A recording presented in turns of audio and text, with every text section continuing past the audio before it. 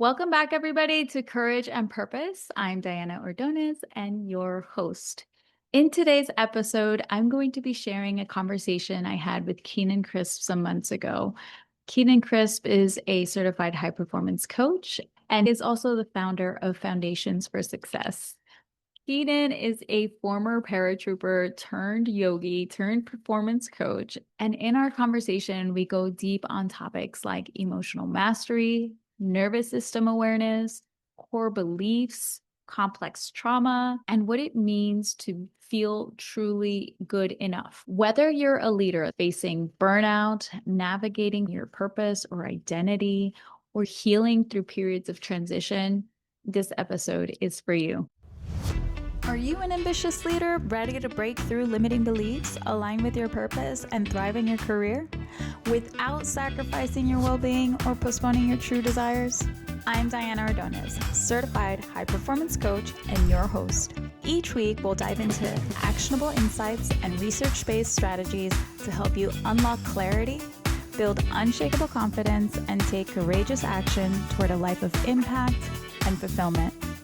If you're ready to overcome fear, embrace growth, and step boldly into your next level, you're in the right place. Thank you so much, Keenan, for joining us. Welcome. Hi, everyone. I never knew that you were a paratrooper. How did you get from there to here? Tell us more. To be honest, when I left school, I just didn't know what to do. Didn't have much ambition. And it was only after meeting another officer in the Army who mentioned how fun the Army was. He was whitewater rafting and jumping out of airplanes and patrolling through the jungles. And it all just kind of appealed to me. And so I thought, yeah, well, that sounds like something good to do. And I applied for officer training. My final posting was in the 3rd Battalion, Royal Australian Regiment, which was the elite paratroop battalion in Australia. So it was really, really enjoyable. In fact, I only actually planned to do 4 years in the Army. I ended up doing 7. I never planned to do a long time. I really only was doing it for a good time. After returning from East Timor, I just realized that there wasn't much else on the cards for overseas deployments. This was prior to September 11. So I discharged. And in fact, to be honest, I also found that whilst in the Army, I got along well with the soldiers, but I didn't really get along with my peers or fellow officers. And in many a case, I was quite an angry young man as well. And I was often blaming my partner, my poor girlfriend at the time, copped a serving or two, my poor dog at the time, copped a serving or two, never physically, but verbally, I would flare up and I just had this rage within me. And so I really thought it was time to get out of the Army and go and travel the world and see the world. And that was actually the catalyst for transformation, that I ended up in India after leaving the Army. I lived in India for 3 years, and it was there that I got to know myself and took some deep dive into understanding myself. I discovered new beliefs that helped to balance me in a way that I'd never known. I'd never known true happiness. I'd never known what balance or peace was. The way I often illustrate it is, if this is presence, or if this is what I call unconditional happiness, non-circumstantial happiness, and this is pleasure, this is joy, I was traveling down here and I thought that was normal.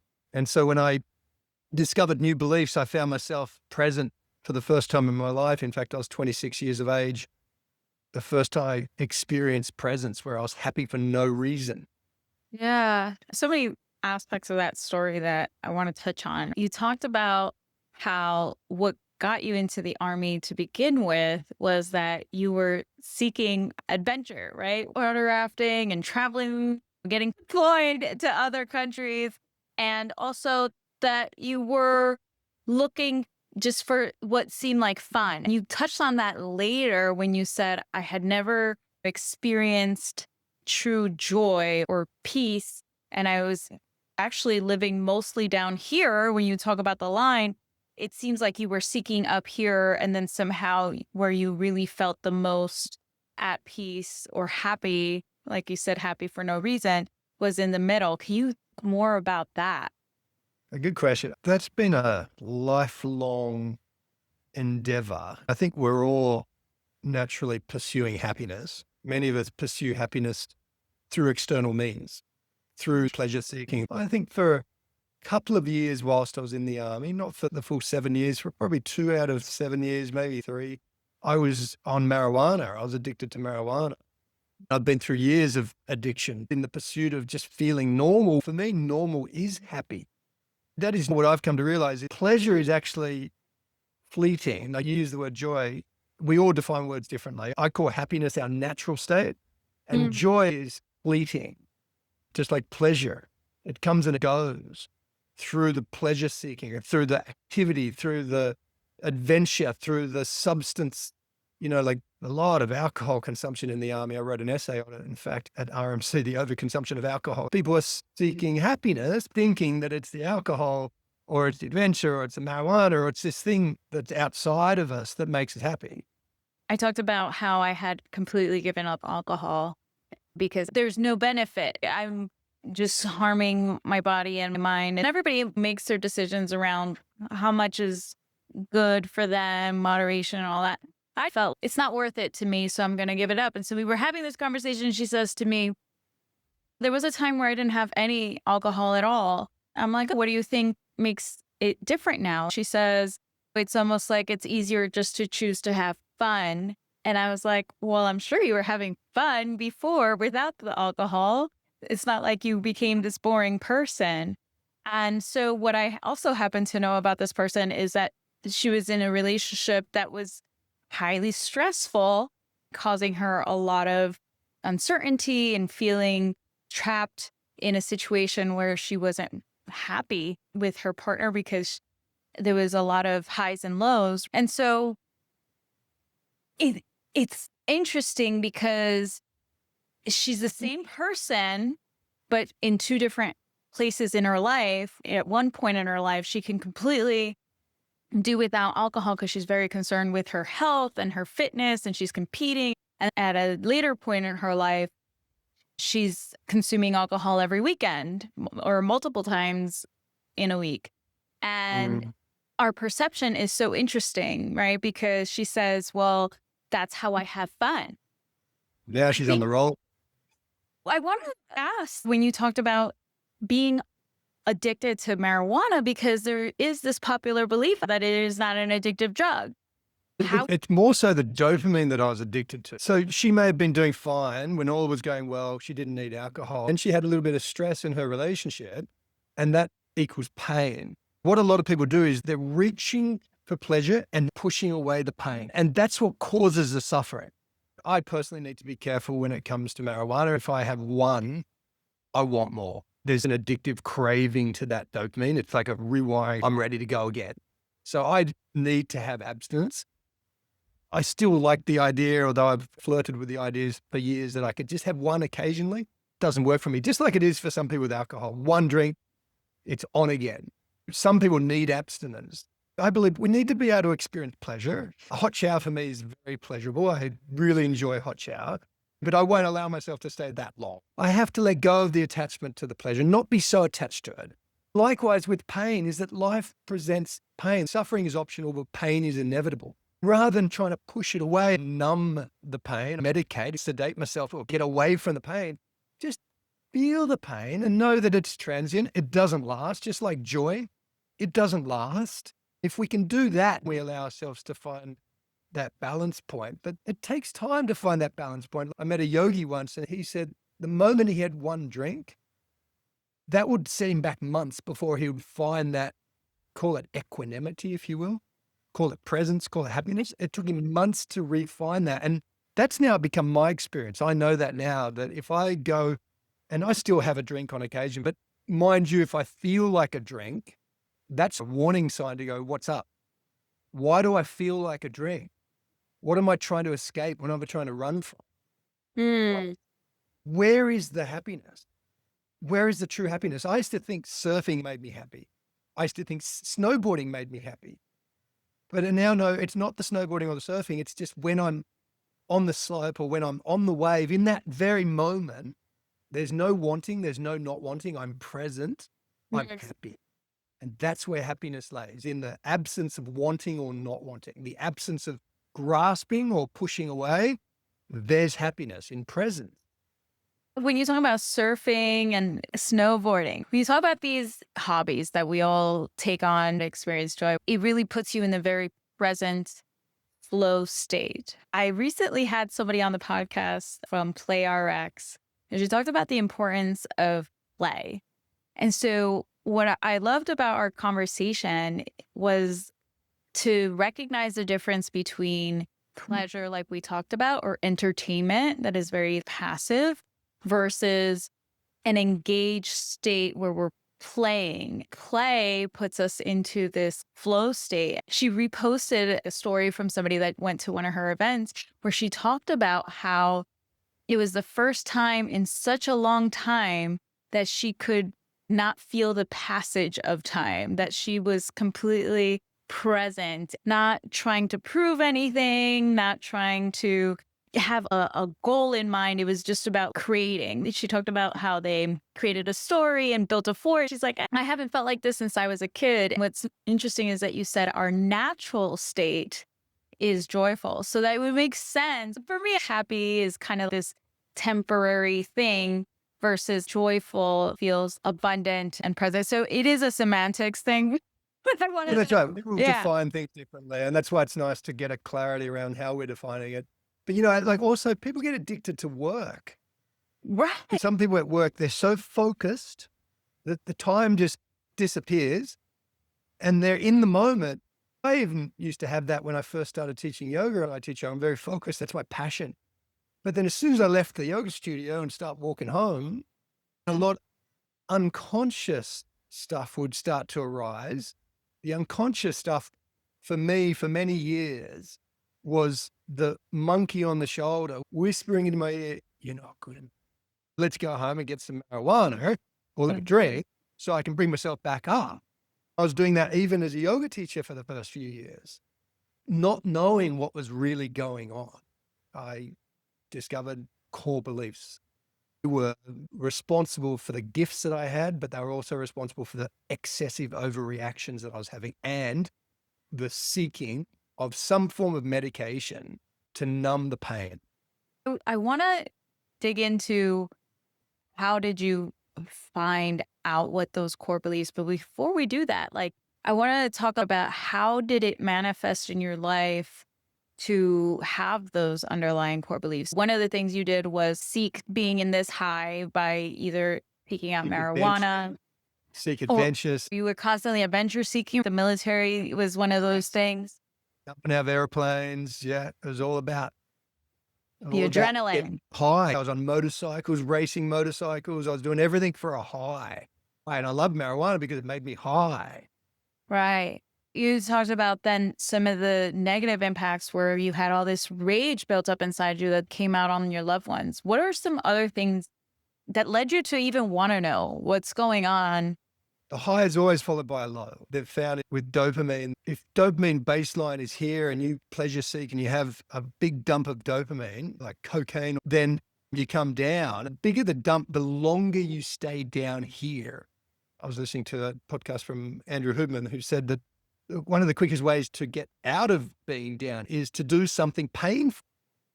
I'm into my cold plunges, and even he uses the example of meditation. He says meditation is painful. And I get that now. Meditation is painful. For someone like me to sit still and do nothing, that's like death for my brain. Like, no, I got so much to do. I can't sit there. The hardest thing about meditation is just starting.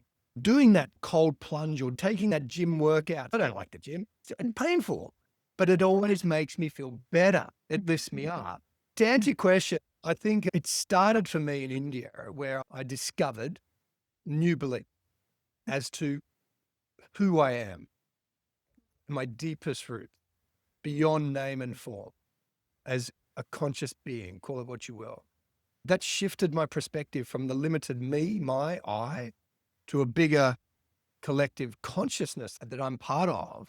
And that lifted me up and brought me back to baseline. I experienced a level of baseline for some time, but then the final catalyst for me, and there's such a long story involved with this, because I learned about belief systems but I hadn't really grasped it on an atomic level. And it was on one occasion, I was married, and I've been married for 15 years. So this must have been in the second or third year of marriage. I returned home after work one day, and I'd previously put 3 piles of paperwork, sort of separated them all. I'd spent considerable time working out, okay, this stuff I'm working on this week, this stuff I'm working on over the month, this stuff I probably won't work on for a while. And I separated this paperwork, and I came home and my wife had put it all into one pile, and I flew off the handle.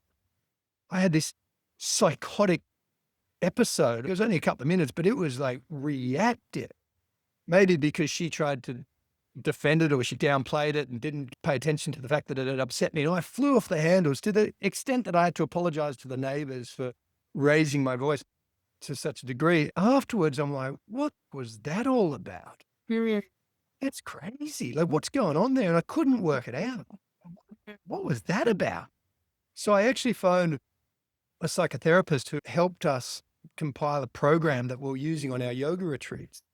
He rightfully pointed out the mistake you're making is that you're trying to consciously work out what's going on in your unconscious mind. He reminded me of the work that I already did, but I hadn't embodied it. It was that we need to do detective work to uncover what was going on within. So for me, the question was, what was the issue? What was the trigger? The trigger was my wife messing with my stuff. He said, what's the earliest memory of someone messing with your stuff? It took me back to a memory I had not considered, but it was when I was 4 or 5, a girl took my bicycle and she was riding circles around me and wouldn't give my bike back. I thought, I'll get this stick and I'll shove it through the spokes. That'll stop her.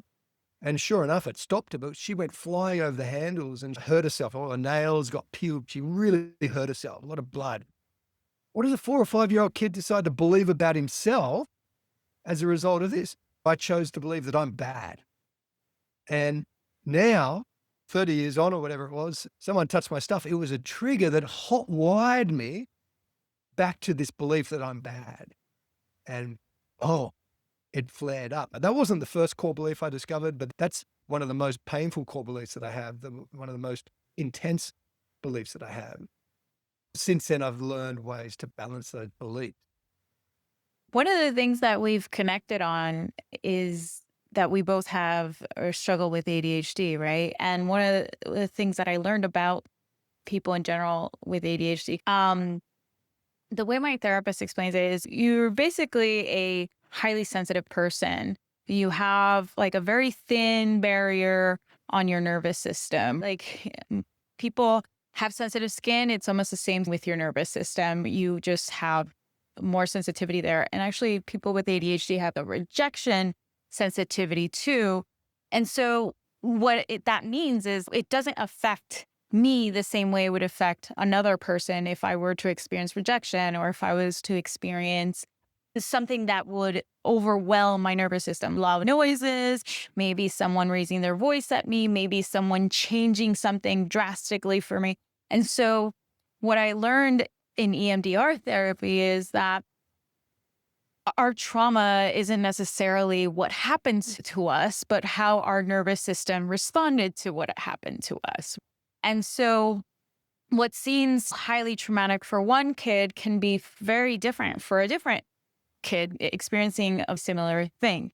And so I learned that there were experiences in my childhood that created very traumatic experiences for me that then wired me to believe certain things, and you had a kind of an awakening of that. And because I grew up in a family where just today I heard my mom say, I didn't want you to see me cry. That was the belief in my family that we don't cry. And as a highly sensitive child, I was constantly told to stop crying. And so when you don't cry, you don't process out an emotion, it gets stuck in your body. And so I had a very hard time recalling a lot of my childhood. I had to do EMDR even to bring to my memory what some of these memories were. It was very illuminating because I had no idea these were the thoughts happening in my subconscious. And I don't think without EMDR I would have ever gotten access to even know that. I've had the same issue. I can't remember my past. I can't remember my childhood. A lot of it. It's really odd. And yeah, I mean, disturbing. You could say I had neglect as a young child. I had a mother that slowly was passing away. She took 10 years to die, and parents separated. So there's a lot of reason why as a young kid, I took on all sorts of coping mechanisms. And one of them was just to check out, totally check Mhm. out and not recall. So yeah, I think a lot of those memories have been dropped. That's another great point that you make is a lot of research like Gabor Mate talks about ADHD is actually the learned coping mechanism when you're experiencing highly traumatic experiences, right? And so you say, okay, what is better to sit here in this pain and this scary place or to imagine a different place or to completely check out of here? And then after doing that for a certain amount of time in your life, eventually you can't stop doing that. And so HD is also this way of being unable to be present, right? Can I chime in though? I think something you said we have to be careful of when you said that your daughter would trigger you. And I think from what I understood is when you Yeah, got, close the loop on that thought. yeah, go And for it. thank you for bringing that back up because what happened when she would trigger me is that I learned my nervous system was highly sensitive, right? But secondly, it's that by me observing her in situations, it actually brought me back to my own childhood. What I didn't realize is what my little self inside me was angry about, was raging out about, was, hey, I remember when I was a little kid and I wasn't paid attention to, I didn't have a voice. I wasn't allowed to be a kid. I wasn't allowed to have a mess in my room. I wasn't allowed to protest. And so my little inner person was like, this is not fair. You're not allowed to either. And I couldn't understand why I was having such big reactions, then would feel terrible about myself because deep down, the belief was that I was not enough. I wasn't a good mom. This behavior is a manifestation of me not being a good mom. These limiting beliefs continue to show up like I don't matter, or I'm not good enough. And it was in the triggers that I was being shown that I had something to look Yeah. deeper into. The language I use now around that, the insight I've gained is that the situation we call the trigger, the language I choose to use is it doesn't trigger us. She doesn't trigger you. The outside doesn't trigger you. The outside is a trigger, but it doesn't trigger you. It's much better, I believe, to say, I chose to be triggered by her or this or that. A trigger can be absolutely anything. It can be a smell, it can be a memory, it could be the way someone looks at you or the way someone doesn't look at you. It could be one of the kids not listening to you or not doing what you ask of you or anything. But it's the trigger that hot wires you back to the core belief, that painful, sad, vulnerable, fearful inner child, call it what you will. But it's really important, I think, to firstly not say it triggers me, because that's a disempowered state. To say it triggers me. I would say that it is a trigger in that it's not a choice that we make to be triggered. Oh, It's actually our nervous system responding to a stimulus. It is our choice to respond to the trigger that's in the right. way that we do, which is different, right? The That's, trigger itself yeah. is the nervous system completely unconsciously. But the It reason feels very familiar and it's going to give you a stimulus. And then how whether, we respond is our choice. so when we form beliefs, it's because it's our way of making sense of the situation. Mum walks out the bedroom door, she kicks a toe on the way out. She sees you playing with food and she just kicked herself. She's having a bad morning and she yells at you and she rouses on you. And rather than going, oh, look, mum's having one of those days. Mum's stressed out. Look, she kicked her toe, the poor thing. God, now she's lashing out at me. Oh, I won't take it personally. As a young kid, you don't do that. You go, oh, well, it must be me. I'm not good enough. Oh, look at me. I'm stupid or I'm bad. I'm not worthy. And so we conclude that. It's our belief. We've chosen to believe that. It may just be semantics. However, I find by declaring I chose to be triggered rather than, I hear what you're saying, because the nervous system, it's like instant. Like you're Mhm. hotwired instantly, and yeah, how you react is your choice. But by saying, because I teach a 5-step process, the first step is to confess when you've chosen to be triggered.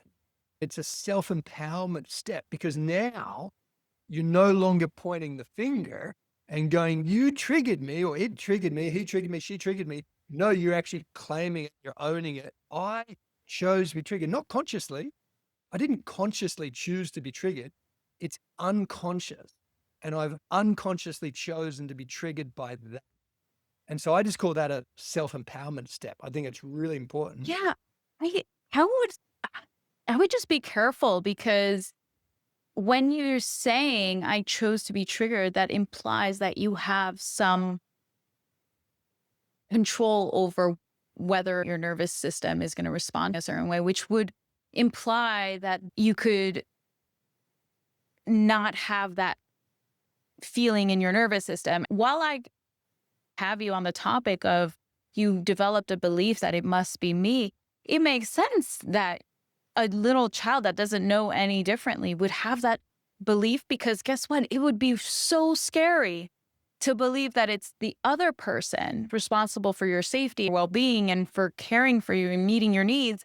And to believe that they can't meet your needs, you can't do anything about that. And that really would feel like death, right? Like I have no control over that. And so we take on this belief, it must be me, so that I could have some influence on whether or not my needs get met. If I change me, and that would mean that I could get my needs met, then it would feel less scary. The problem with that is that underlying belief that it's always us then carries on into the future where it always feels like there's something wrong with us that we need to fix if things aren't going the way we want them to. And so while we chose that belief, it was the belief that made sense for us to cope with the difficult, traumatic situation at the time. That's right. And I should point out from that, we then develop gift Mm, because like, yes, like yeah. it's a way of like saying, yes, I do have some control over this situation. And look, I'll claim it's me, but at least I'm now responsible for myself. It's just me. I'm not good enough. I'm powerless. I'm not good enough. I'm stupid. For example, someone that has a Mhm. core belief, I'm not good enough. I'm powerless. They might go on to become a judge, a law enforcer. So often people's careers are founded on their core beliefs. This is the work that I do. So I work with a lot of people going through what I call a midlife crisis, is that at midlife, for me, it happened in my 30s. For some, it happens in their 40s. Some, it happens in their 50s. But it's where all of a sudden those compensating skills, the gifts that they've developed to prove to the world and themselves that they are good enough, they stop losing they stop losing the ability to cover up the pain or the fear or the vulnerability of not feeling good enough. And so now all of a sudden, it's my partner. I need to change my partner. Mm. It's her, it's him, or it's my job. I need to change my job. I've got to get a new car. I've got to get a new house. Yeah. They try to change everything on the outside, thinking that's where the issue lays. But the issue, if there's any issue, is on the inside. And it's based on our out of balanced core beliefs. These core beliefs, they're not wrong. They're not bad. We've chosen to believe them. We can't get rid of them. Traditional Right. meditation teachings say this, you can't get rid of them. And modern psychotherapy says the same thing. The likes of Tony Robbins, smash those limiting core beliefs to pieces and you can get rid of them. I don't agree. I don't believe that. They'll always be there. But actually, I Mm. brought up the quote. You said, it's like, yes, it is instantaneous. There is an instantaneous reaction. But I love that quote from Viktor Frankl that says, between stimulus and response, there is a space. In that space is our power to choose our response. In our response Yeah. lies our growth and our freedom. We may be talking somewhat semantics, but I just think it's so important to not be disempowered. The last 50th I went to, every single friend I spoke to, who I hadn't seen in years, was explaining to me why their life was the way it was and why they were the way they were. And they were pointing the finger and blaming him, her, that, it. And that is what I call a disempowered state. Whereas to become self-empowered for me means I alone am responsible for how I feel. You're not responsible for how I feel. No one else is responsible for how I feel. However, I have to prefix this because I used to say that to friends or students of mine of like, you can't blame me for the way you feel, right? And so I would like disown responsibility for my language, my choice of what have you. What I've come to learn is because people are so disempowered, I do have a responsibility for how I behave, how I react, how I communicate with someone else, because as a disempowered person, they will and do. And effectively, I am responsible for how they feel. But that's a disempowered state. And so, though I acknowledge for other people, yes, they do give me the power to impact how they feel. I still teach yoga and I have rooms full of 80 to 90 students in a room. My energy, if I'm up or down, does influence the students. So I have to take responsibility for that. But at the same time, on the personal side of things, I rather choose to be self-empowered, meaning I alone are responsible for how I feel. And if I'm not feeling great, I love this expression. If you feel crap, it's because you're having crappy thoughts. If you feel great, it's because you're having great thoughts. It's really your own thoughts that are responsible for how you feel. But often those thoughts are unconscious, so we're not even aware of them. But like I said before, if I catch myself thinking, oh, I really feel like a drink, I need to let my hair down and have a drink today, that's a red flag. Like, hold on, tick, what's going on? Oh, I'm triggered. I didn't even know it, but I am. And so first step, I confess, I've chosen to be triggered. Then I have to go, what was the trigger? What was the trigger? Oh, it was that text. That guy sent me a text and it was abrupt or it was claiming this or saying that. Ah, that was the one where that text, I chose to believe that I'm not good enough. So I'm Hmm. responsible. I'm responsible. Yeah. I think we all are responsible for how we respond to our triggers. There's nothing you could necessarily do not to feel the trigger itself until maybe that wound is healed. You can That's heal that wound. And you talk about Tony Robbins. I actually attended a Tony Robbins event recently. And so I don't know what specific quote you're referring to, but what I did gain from that experience was by understanding how these limiting beliefs are created, you can also create new beliefs.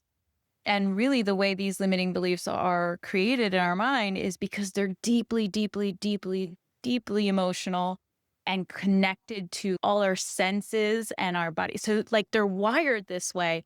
And so, when he does a lot of the reprogramming work of your beliefs, he's inducing an emotion, a different energetic state while recalling the beliefs. And even in EMDR therapy, it's similar in that you want to engage both sides of the brain, the emotional brain and the rational brain. The reprocessing part of that EMDR process is to, while you're engaging your emotional and rational brain, you are now introducing a new belief. Mhm. And so while we're not smashing the beliefs, we don't necessarily do that. We can create new beliefs the same way, right? Where, this is the thing. So I teach a 5-step process. Step 1, confess. I've chosen to be triggered. Step 2 and step 3 are interchangeable. Step 2 is either choose a new creative response. So don't respond the same old way. Step 3, consciously lean into the feeling, which is what you're saying. You have to feel it. yeah, Don't try and get away. Don't try to escape it. Feel yeah, it. Sometimes a response is not required. That for me means literally, I've done this, pull the car over, close my eyes and feel.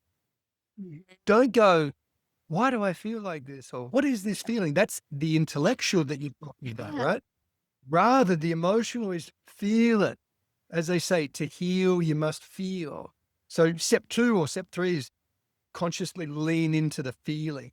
Feel it. However, this is where, and a lot of people disagree with me on this one. Some people like to wallow in their sorrow. Like, give me a week, give me a month, give me a year. Like, at least give me a few hours. I remember one day I had a thought at the dinner table and it was a positive thought. I thought if one person benefited from my class today, that's a good thing. Then all of a sudden I was back here. Oh, I didn't even realize. I looked at my watch. I'd been triggered for 7 hours. 7 hours I was down here, unconsciously not good enough, not good enough, not good enough. So I believe we've got to get really quick at step one. We've got to get really quick at, oh, I'm triggered. We've got to get really quick at knowing the moment we're not here, the moment we're down. What is it? What did I choose to be triggered by? Oh, it was the way she looked at. What was it? First step, confess. Second step, choose a new crave response, do something different. Third step, consciously lean into the feeling. That's the emotional side. I think personally, I give it 30 seconds to 3 minutes max. Some people like to wallow. Some people like to stay longer. Fine. All yours. If you want to suffer for longer, go for it. But 30 seconds to 3 minutes, sit in that, feel it. Feel what sadness feels like. Feel what fear feels like. Feel what vulnerability feels like. And then literally take a step out of it. Step out of it, look back at it. Now we include the intellectual. And the intellectual now is going, okay, what's going on here? And we've got to follow some clues. One of my favorite clues is what I call the outside of me belief. The outside of me belief is she makes me feel. She makes me feel worthless. He makes me, that was the first limiting core belief I discovered, was when I stood with a friend and we're having a conversation, and in my head, I caught it. My mind said, you make me feel inferior. Mm-hmm. And I caught it. And that was the moment I realized, wow, he doesn't make me feel inferior. I have a core belief of I'm not good enough, I'm inferior. Wow. That was the first one I solved. I've discovered 6 or 7 core beliefs that I concluded about myself, from unloved to defective to wrong. Step 4 is to conduct detective work to name your beliefs. It's really empowering to be able to name it. Once you can name it, it's like you're separating from it. You're no longer in it. I often say, if you can't laugh at it, that means you're still in it. But if you can look at it and laugh at it and go, oh, there it is. I call mine George. It's not derogative. It's not negative. It's just George is king of the jungle. It's like, I can feel George. George is an energy. Naming core beliefs is secondary. It's like a signpost that points to the energy. We want to get to know the energy of our core belief. And then once we've identified the limiting core belief, we get to name the balancing belief. And this is what you're talking about. I believe the balancing belief has to be a belief that allows you, for example, if I have a core belief, which I do, I'm not good enough, I'm stupid. The balancing belief has to allow me to do something stupid and still be good enough. To still be good enough, even though I've done something stupid. Yep. Because we're not what we do. I've done bad things. I'm not bad. Even though I have a core belief I'm bad. I've done stupid things, but I'm not stupid. That's just what I did. That's why it's really helpful to identify the limiting core belief, the balancing belief that's going to help to balance the scales to bring us back to the middle is the one that allows us to have done something stupid or allows us to have done something bad and still be good enough. And that can be tricky to find that, but that's important. Once you found that, then step 5 is to center yourself. And the way I do that is literally go from side to side. I call it emotional gym work. You come back to the middle where all is well, there is no problem. You go to the side, you feel the core belief. I also do a process where you honor it, recognize the gifts that it's given you. So you really honor it and you affirm or reassure that sub-personality or that inner child, whatever you want to call it. You reassure it. You're not trying to get rid of it, but rather you honor it and you love it and you thank it. You ask for its permission to invite its polar opposite or its twin energy into Keenan's life. And then I come back to the middle and then go to the balancing belief. I affirm that with gusto, with energy. I am good enough because I am the intelligence of the universe or whatever it might be. I'm good enough because I am life. I'm not separate from life. Come back to the middle. Then go to the side, feel the energy of that, come back to the middle, go to the other side, come back to the middle. Always come back to the middle because it's in the middle where our power lays. Like a DJ that has the knobs, a bit more of this or a bit more of that. We want to have the power in the middle to choose our response. I found that so effective in helping people reclaim their presence, is where happiness lies.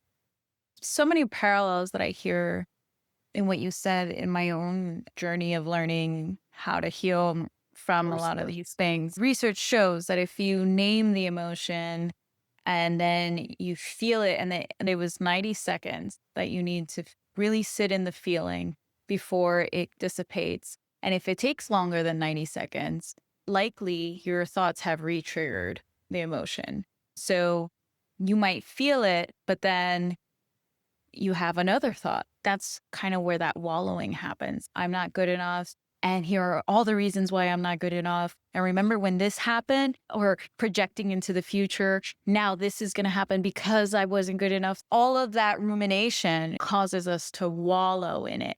I've realized that so much of the way we feel is also connected to not having awareness of what our nervous system is doing. And so for years and years and years, my system was just used to being in a chaotic state. My nervous system was always heightened.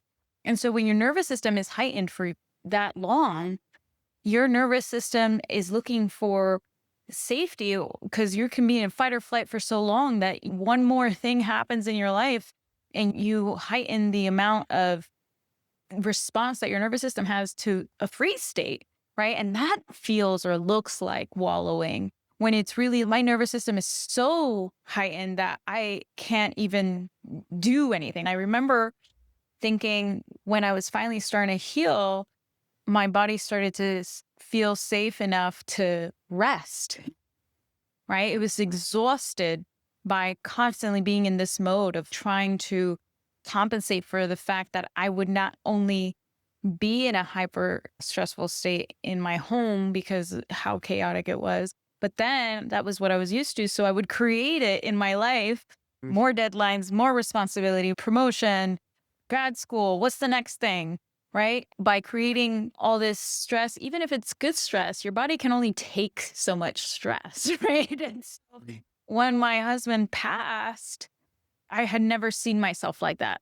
I was like, I've been such a go-getter my whole life. I've been so ambitious. I'm just always doing something. Why can't I now get off the couch? And the amount of grief you experience, and then to be always operating up here and then go beyond that, also looks to someone that learned to be a high achiever to try to prove her worth. It's like, what is happening? I can't seem to do anything. I think there's two things. Recognize when you're wallowing because your thought process has gone into this negative spiral. And also, I had to learn to give myself grace for what my body needed. I said two things. I think of physiology and psychology. I admit I used to be, hey, it's all psychology. It's all mine. It's all psychosomatic. I remember Yeah. putting that. If you feel crap, it's because you're having crappy thoughts. And someone's, what if you feel crap, you have crappy thoughts? Maybe it's the physiology that's affecting your psychology. I think that's kind of what you're saying. And I agree. I think absolutely our physiology does affect our psychology, but likewise, our psychology affects our physiology. The two are very Yes. much. I was a psychology major in college, and then I was industrial organizational psychology in my master's degree. And so I adopted that same belief that it's all in our thoughts. My final paper was on rational emotive behavioral therapy. I tried to do everything with the mind. Even when I went on my personal development journey, I was like, oh yeah, it was me. I was having all these terrible thoughts. And while some of that was true, I totally ignored the body. And of course, because I was taught to early on. And then when I started to do things that would allow my body to process the emotion, I noticed that, like even yesterday in the car, for no reason at all, listening to a song that I put on to be happy, to get in a more dance kind of mood, I found myself in tears. And at a different time in my life, I would have been like, whoa, I am crazy. What is happening? Why am I crying? This is wrong. Nothing is happening for me to be crying right now. Then I would try to find a reason to be crying.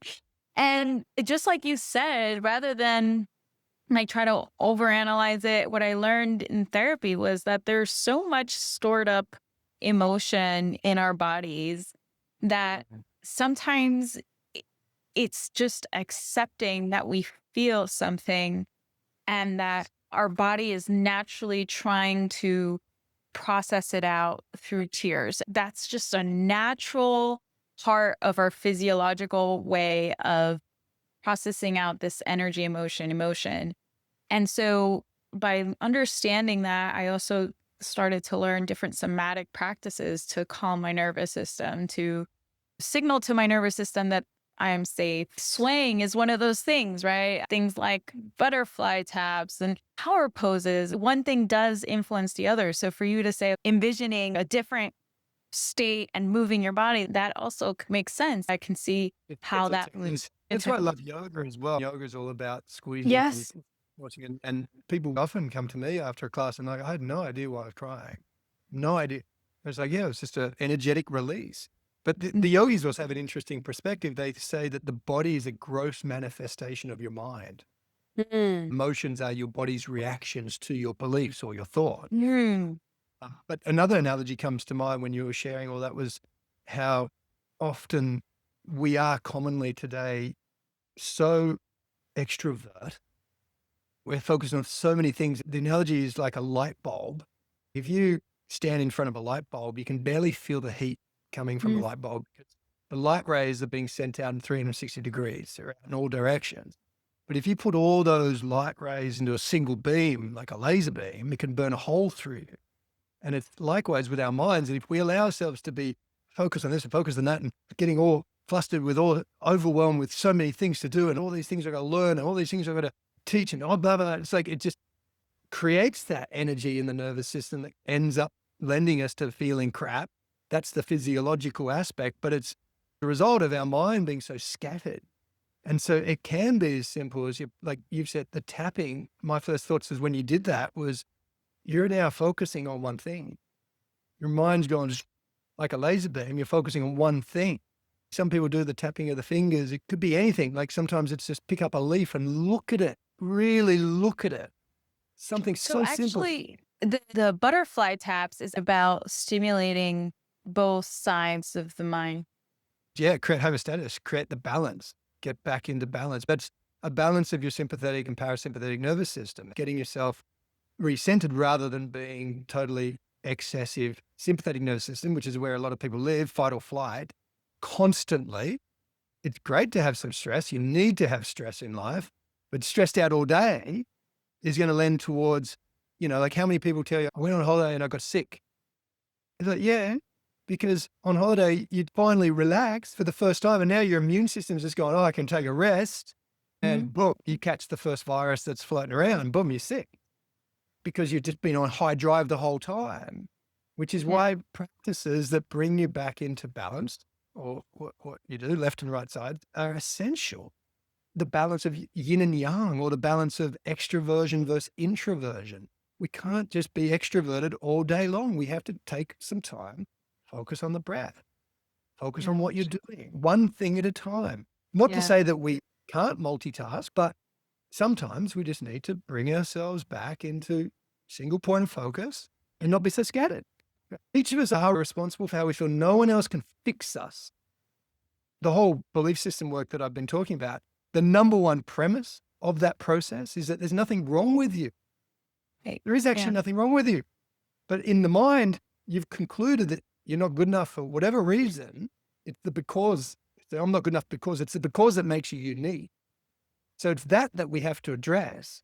But in the deeper reality, the true state of being, whatever you want to call it, consciousness, love, life, truth, essence, that aspect of us, there's nothing wrong with us. So that's tough for some people to acknowledge. Some people think, oh no, I'm really screwed up. I really got to do a lot of work on myself. And maybe you do. You got to work on your mind. You got to work on your body. But there's something beyond body and mind, something that is the awareness of body and mind, that is a deeper truth, a deeper reality of who we are. And that aspect is, I don't like to use the word perfect because it implies there's imperfection. It's a polarized belief. But there's a part of us that just is, neither good nor bad, neither right nor wrong. It is who we are at our deepest core. Can't be defined, can't be known. Well, and this is my personal belief system, we are completely and totally known by God. God created us to be who we are exactly as we are without any need to fix us. Just like God created the entire universe to work exactly as it was designed in unison with all the other systems. If you think about the genius that has to go into designing a world that completely works homogeneously that way, and the same God designed us to be our way. I love this quote by Paulo Coelho. He says, Oh, you are gosh. different, but yet you're trying to be like everyone else. He says, that is an ill. I get that because we're all trying to be someone. I've got to be this kind of person. I've got to be this type of person, try and change our personality. Whereas in reality, as you've said, we've been designed perfectly as we are. But we have these beliefs to say that we're not good enough. So I need to try and prove. And that's one of the greatest causes of suffering, this need to prove or validate myself. I need to prove myself. It's one of the surest ways to live a miserable life, to concern yourself with the opinion of others. Always be concerned by the opinion of others. It's the surest way to live a miserable life because you're good enough because you say you're good enough. You're not good enough because they say you're good enough. Well, you're good enough because God says you're good enough. We don't need to prove to him that we're good enough. Why do we need to prove to anybody else? And self-worth is good enough because, as you say, God created us as we are. We're good enough because we are good enough, not because he or she thinks we're good enough. That's the big issue. And a lot of people I'm still working with have this issue. They're constantly seeking validation. And it's the surest way to live a miserable life. It really is. Rather than just have that deeper faith. I am who I am. I try not to use the word perfect, but perfectly imperfect, maybe. We're all perfectly imperfect or we're perfect. Yeah. It's a really big discussion, that one. Are we perfectly imperfect? Are we imperfect or are we perfect? It's all perspective. Our subjectiveness over what imperfections are is just our own judgment of why it's not good enough. And so it's really like if you were to take away people's imperfections, it would take away their essence too. We would lose all the things that make us unique. One thing is what I used to do, which is shame myself over all my imperfections and all my flaws and want to be different, is another thing to say, I aspire or I feel called to do this differently or grow into this skill because I desire to create something new or do something that impacts people's lives. And I need to develop this skill because that's what inspires me. That's different from there's something innately wrong with me and I need to fix it. Maybe it sounds the same, but it definitely has a different energy and emotion tied to it. Maybe your listeners have heard of Don Miguel Luis. He's the Actually, author not. of Four Agreements. That's one Oh, of the his Four books. Agreements. I have read the book. What Well, is he's Don Miguel Luis. Oh, that's why. Yep. I That's pronounce it. it the Latin way, Don Miguel. Excuse me. No, I'm just the Aussie. But no, he's got another book called The Voice of Knowledge. It's one of my Okay. favorite, a really great book. And he opens, I'm pretty sure it's that book or The Four Agreements. He opens with, he says, the number one lie we've all bought into is that we're imperfect. Mm-hmm. One lie. And so his speculation is that we're perfect. Maybe we are perfect, flaws and all. Yeah. I would agree with that. For example, I used to have my sister say I was absent-minded. And I was like, that just sounds like a fancy way of calling me an airhead. Right.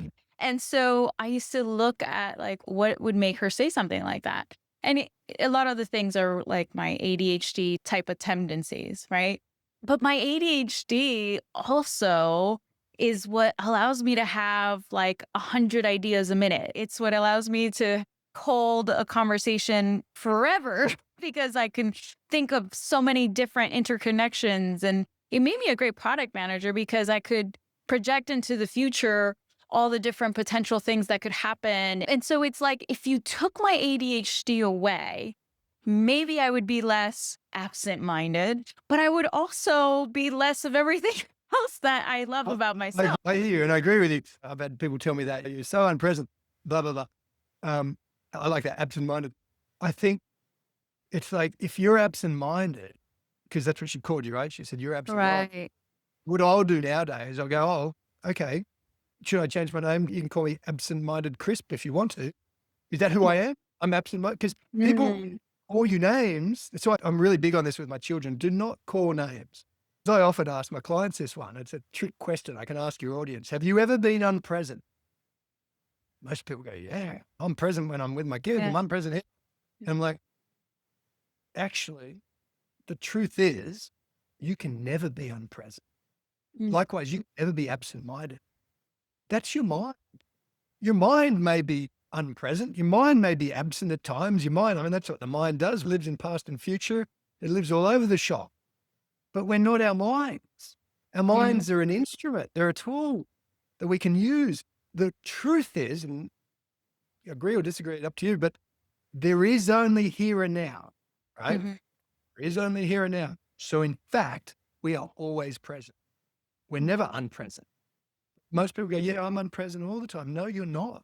Your mind is unpresent. Maybe your mind is absent. Maybe your mind is angry. Maybe your mind is sad. Maybe your mind is freaking out, worried.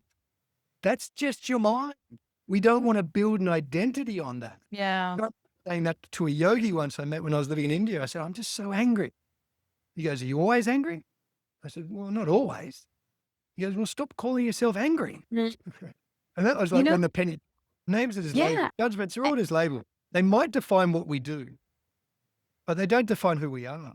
Yeah, for sure. And it's interesting because when we say to someone, you're fill in the blank, we assign a label that is really trying to attach an identity. But also, we have to be careful not to say, that's just who I am. That's just how I am. Or that's just how I've been. Or, of course, I am this way because of what I experienced. And it's like, yeah, we can look for reasons and understand ourselves better. And we can have self-awareness. But to tie our identity to our behaviors is a dangerous place to be because you've accepted that you have no autonomy or agency to choose how I'm going to behave or what kind of life I'm going to live. And you're actually in the middle of a move. When you described your move to me, it was all about, this is going to be great because it's going to allow me to build this kind of new lifestyle and future that I always had envisioned for our family. That's definitely the point of reference of life happening for me as opposed to happening to me. So you shall become. That's right. If you say this is going to be terrible, the universe will make sure it's terrible. You say this is going to be great, it'll just present it as great. But I often say to people, all of the judgments that you have of yourself and everyone else, all of them are false. It's really important to realize that every single judgment you have of yourself and everyone else is actually incorrect. Yeah, because related to this was that thing I always used to say, like, no, I'm just a realist. This was one of the identities that I took on during that time. And it's like, oh, wait, you know what? How's that been working for me? Right? And choosing to understand that my perspective shaped the life that I was creating was a major shift. Right. And so tell me about when you take people through these 5 steps, what are some of the incredible things that they get to see on the other side? What are the changes that they see? Sure. I mean, well, let me just also share to get to that. One of the first questions I ask people is, I want to know who they think they are. So who are you? And they'll start labeling all the judgment. That's one way of sort of opening them up. But then I also ask, without even knowing them, why are you the way you are? Well, because this happened to me and this happened to me. I'm like, okay. And then my next question is, how are you? When I ask you why you're the way you are, you answered based on a list of judgments that you have of yourself. So how are you? I want to hear your judgments. I want to hear what you actually believe about yourself. Well, you know, I'm a bit absent-minded and I'm a realist on this, on that. So that's interesting to note that that's what you've judged yourself. And then that's where I actually prefer to put the question, who are you? So who are you really? Like, who are you really? Beyond just the name given to your body at birth, who are you really? I personally believe we can't answer that question. It can't be answered because every label that we give is fundamentally not absolutely true. It's just a label, the name given to my body. I could have been called anything, but they chose to call me Keenan, but they could have called me David, Luke. They could have called me anything. They call me Keenan, and I go by that. But Keenan's not who I am. Just like a rose is not a rose, like Eckhart Tolle says. A rose is not a rose. It's just what we call it. You call me Keenan, but that's not who I am. And so I love this teaching. And I think this is one of the things that people really discover. I discovered this when I was living in an ashram and practicing silence. And I wasn't talking to anyone. I was on about day 8. I hadn't looked at anyone, no eye contact. I was doing savor or service, doing work, but I wasn't communicating. But I was reading books, and I picked up this book from a trusted source, and it contradicted this other book that was a trusted source. I went and found the other book, and I'm like, which one do I believe? And it led me to the question, what do I believe? What do I know for sure? I got to this realization, I don't know anything. The one thing I know is I don't know anything for sure. That for me was like this weight fell off my shoulders almost instantaneously, because all of a sudden, all the things I had to do and achieve and gain and be and become, all these ideas that I thought, I don't know for sure. And then I later learned that Socrates did the same thing. They said, in fact, the thing that set Socrates apart at the time was that he knew that he didn't know. That is a liberating realization, to know that all of these fundamental beliefs and judgments are just not true. That I am who I am, that's beyond understanding, beyond name and form, but I am who I am.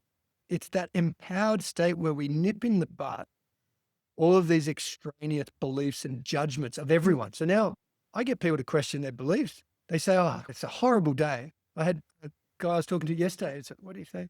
It was just something like terrible day because it was raining. I'm like, well, there's a belief for you. I'm like, wonder how that's going to pan out for you. How's your day going to pan out when you're defining it as terrible? We label things all the time. This is terrible. This is wonderful. The truth is, it is what it is. What else could be? It could be wonderful, terrible, beautiful, ugly. It could be good luck. It could be bad luck. You've probably heard the good luck, bad luck story. Yeah. It's neither good luck or bad luck. It just is. It is what it is. And so I think that's probably the biggest takeaway that a lot of clients that work with me in mindset get, is that they reclaim their presence, meaning they drop all their labels. They live in the moment, which is freedom. You know, like Jesus said, ye shall know the truth and the truth will set you free. Free from what? Free from all the conditioned thinking or the conditioned beliefs that we get from a very young age. Like the moment my children were born, I'm telling them, this is who you are. And even as I'm saying that, well, I know that's not who they are, but I'm going to call them that. Like my daughter, I had to explain this to her not so long ago. I'm like, oh, good girl.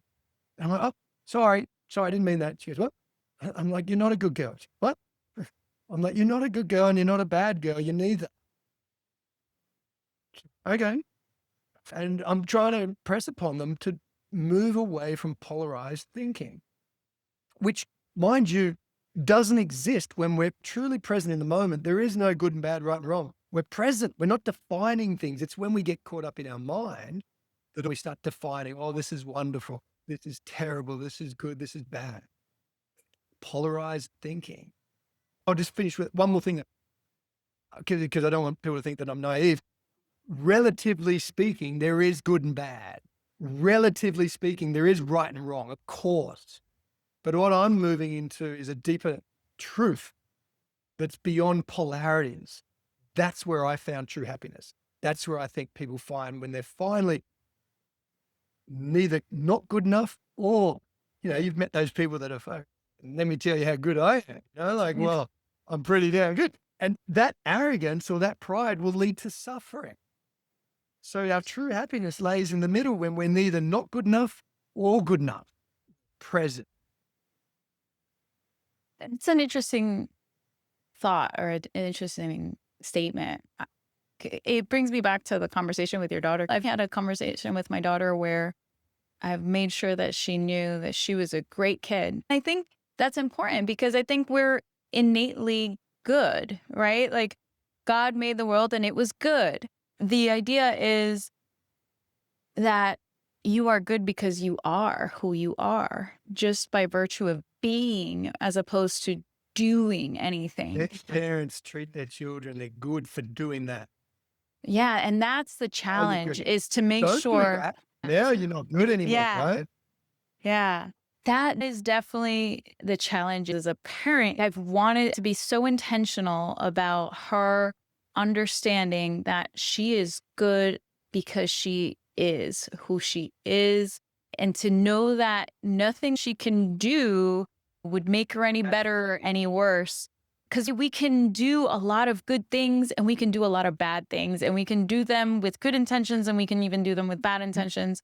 And at the end of the day, if our worth comes from what we do, we're never going to be satisfied. It has to be the belief that we are innately good as we are because of who we are in our identity. For me, it's our identity as sons and daughters of God, as opposed to because I did this or because I am this title. It's our identity in our being.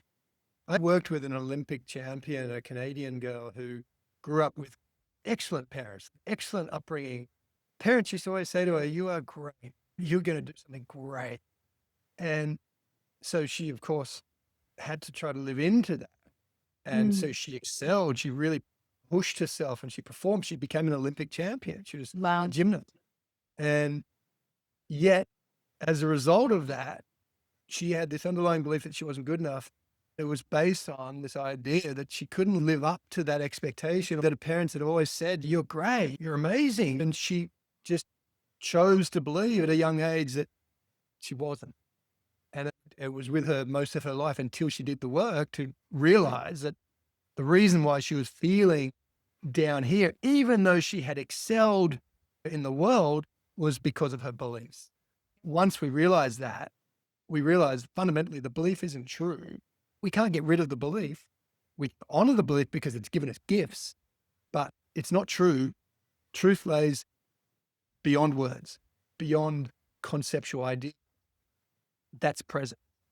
And again, I bring it back to that's happiness. And so to answer that question before is yes, I think that's the fundamental, absolute benefit that anyone will get from doing this level of self-reflection, this level of self-discovery, is to determine, well, why am I the way I am? What beliefs have I chosen to believe?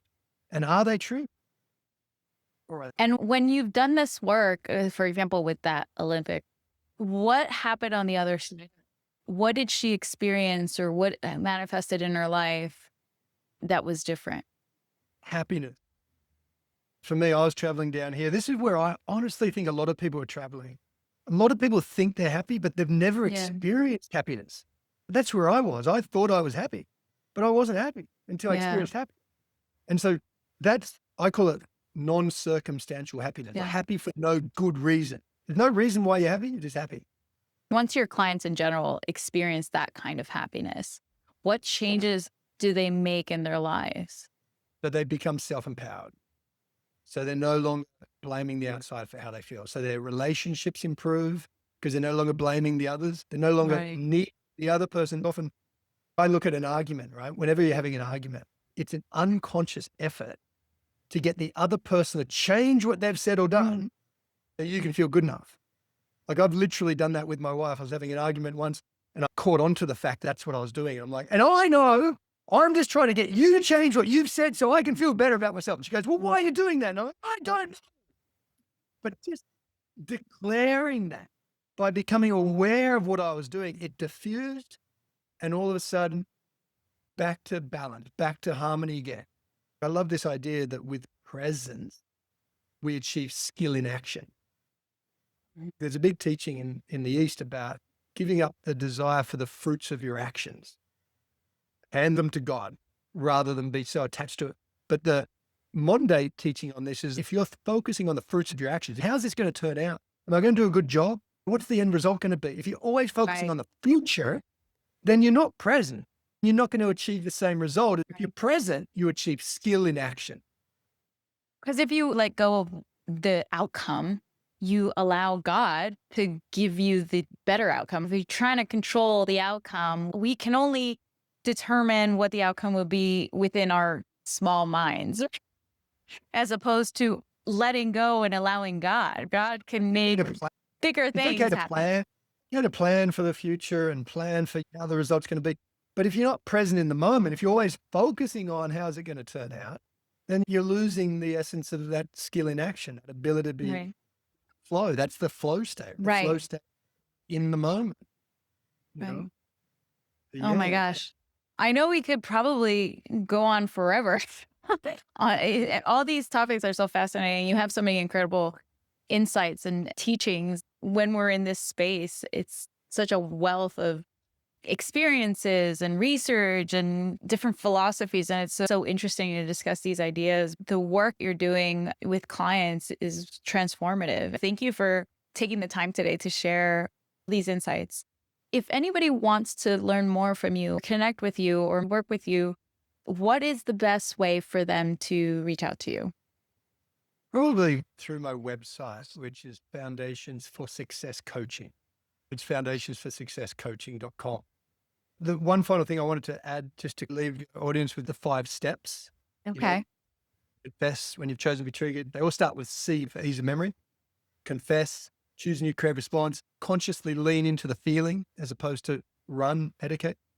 Conduct detective work to name the beliefs, both limiting and the balancing. You've got to name the limiting belief, but you've also got to find the balancing belief that allows you to do something stupid, as an example, and still be good enough. Step 5 is to center yourself using emotional gym work. And that's just as simple as choosing 3 tiles, 3 cushions, or 3 seats, and just moving side to side. Recognize that in the middle is presence. One side, you've got balancing energy or uplifting energy. On the other side, you've got the downer energy, and getting familiar with those energies until you're back in the middle. Awesome. Thanks so much, Keenan. I love the discussion that we've had during this time, and we always have such great conversations. I appreciate so much that we've been able to share this with the audience. Thank you for the good work you're doing. Thank you for tuning into today's episode of Courage and Purpose. I hope today's insights inspired you to take bold action and align your life and career with what truly matters to you. If you're ready to dive deeper, I invite you to download my free Action Indicator Assessment, a powerful tool to help you uncover what's holding you back and take the next step towards clarity and confidence. Just visit www.lifeonpurpose.coach/action indicator to get started today. If you found value in today's episode, please subscribe, leave a review, and share this podcast with someone who could use a little extra courage on their journey. Until next time, stay true to your purpose, lead with courage, and keep thriving. I'll see you in the next episode.